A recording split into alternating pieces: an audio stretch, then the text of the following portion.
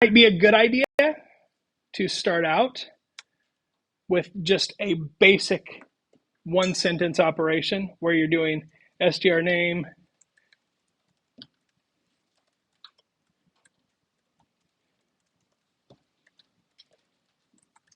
something like this, and then str text equals, we're going to f string that, str name is cool.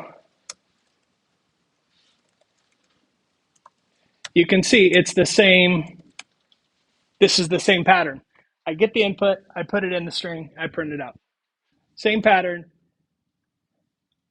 very brief.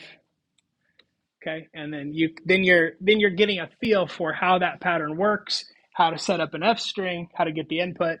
Once you get that, move on to the template, which is more complex and has more blanks in it. But other than that, it's the same thing. It's just bigger. So that'll